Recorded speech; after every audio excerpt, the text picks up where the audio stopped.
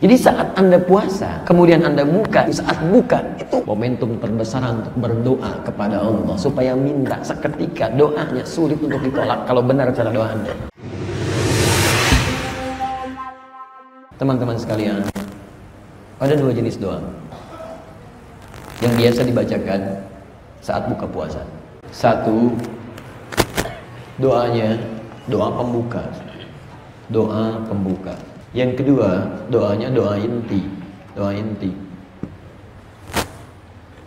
Yang ini bisa didapati di hadis riwayat Abu Daud misalnya. Hadis 2357. Juga ada di nomor 358-nya atau juga di 2358. Yang nomor hadis 2357 di Abu Daud bunyinya dhahaba adh-dhama wabtallat al-'uruq wa thabata al-ajru insyaallah. Diriwayatkan dari Ibnu Umar radhiyallahu taala anhuma dan hadisnya sahih dan tidak diperselisihkan statusnya. Tidak diperselisihkan. Dhahaba adh-dhama, hilanglah dahaga ini, wabtallat al-'uruq, basah tenggorokan, wa thabata al-ajru insyaallah, dan pahala serta balasan dari puasa akan diberikan saat ini. Paham sampai sini?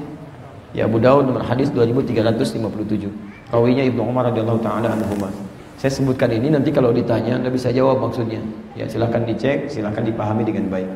Yang kedua, nomor hadis 358 juga ada yang tertulis juga di 2358, yaitu yang Allahumma lakas sumtu wa ala rizqika aftartu.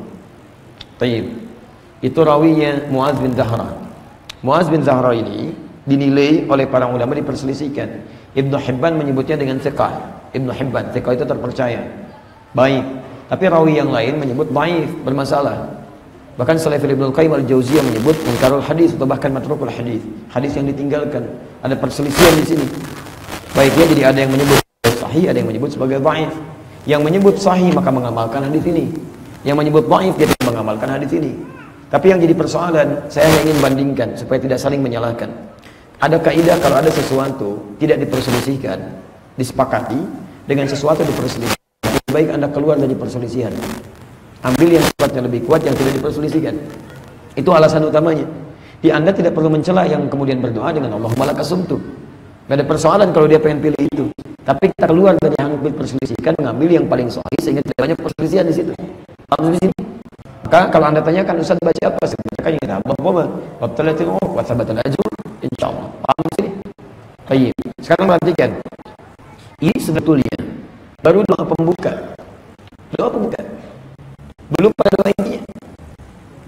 Karena Anda mesti tahu, di Al-Bukhari hadis 1296 ada jaminan Allah Subhanahu wa taala yang disampaikan lewat lisan Nabi-Nya sallallahu alaihi wasallam sebagai kemuliaan bagi orang puasa. Thalathatun, ada 3 golongan. Hadis riwayat Abu Hurairah radhiyallahu taala anhu.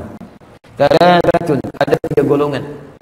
La turaddu da'watuhum, yang doa mereka tidak akan pernah ditolak ketika disampaikan. Masya Allah. Begitu mohon dikabulkan. Siapa mereka? Satu, al-imamul adil, pemimpin yang adil. Maka jika Anda jadi suami yang adil, ayah yang adil, adil jangan ditafsirkan dengan kaitan misalnya maaf ya, pembahasan poligami saja, tidak. Keadilan itu melekat pada setiap sifat, sikap ketika Anda menjadi kepala rumah tangga. Di antara ciri khas adil misal, menempatkan aspek pekerjaan Anda. Anda di luar, bolehlah jadi bos, direktur nggak ada masalah. Tapi di rumah, Anda seorang ayah. Anda seorang suami. Betul tuh, anak Anda aja bisa protes. Hati-hati, Anda seorang ayah, Anda seorang suami. Hati-hati, kadang-kadang suka lupa. Di luar jadi bos, ke rumah jadi bos juga. Di luar jadi karyawan, masuk ke rumah karyawan juga. Kapan Anda jadi ayahnya? Tidak hadir. Kadang-kadang persoalan di luar dibawa ke rumah, itu yang tidak tepat. Atau persoalan rumah dibawa ke kantor. Anda punya masalah di rumah, kok marah-marah ke karyawan? Karyawan nggak tahu persoalan Anda. Akhirnya yang tadinya ditutup oleh Allah aib rumah tangga Anda jadi terbuka. Kenapa sih bos marah-marah? Gak tahu, coba cari tahu. Oh, ada rumah tangga, masalah rumah tangganya. Masalah rumah tangga ini terbuka, yang tadinya tertutup jadi terbuka sekarang. Atau yang tidak jelas, masalah di kantor dibawa ke rumah. Yang kedua, as-shaima hatta yuftira, orang puasa sampai buka.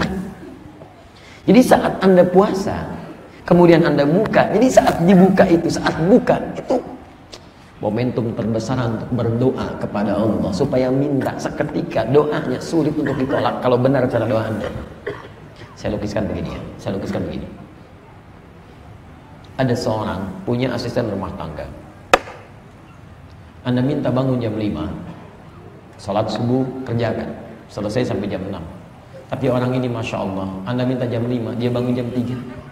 Dia tahajud dulu, dia sudah beres-beres, yang Anda minta gak bereskan, dia bereskan juga. Kemudian dia siapkan lagi, dilihat lagi anak Anda sampai jam 7 masih dikerjakan, jam 8 sudah tenang baru dia istirahat. Senang tidak Anda? Senang. Persoalannya satu kali datang kepada Anda, Pak, Bu, ini mohon maaf, kalau gak terpaksa gak akan minta. Anak saya ijazahnya belum bisa ditebus Pak, kurang 100.000. Mohon sekiranya ada kelebihan bisa dibantu 100.000 ini. Dia minta 100.000 dan Anda memang punya berkecukupan, Anda kasih tidak? Berapa dikasihkan? Bahkan lebih daripada itu. Ada seorang membantu Anda tidak mintakan dia melakukan pekerjaan, dia kerjakan, Anda berikan. Apalagi ketika Anda mengerjakan sesuatu yang bahkan Allah Subhanahu wa Ta'ala tidak membebani lebih daripada itu. Ada orang makan, ada orang minum. Kata Allah, ini hamba-Aku meninggalkan syahwatnya, meninggalkan makannya, meninggalkan minumnya min ajli, karena Aku.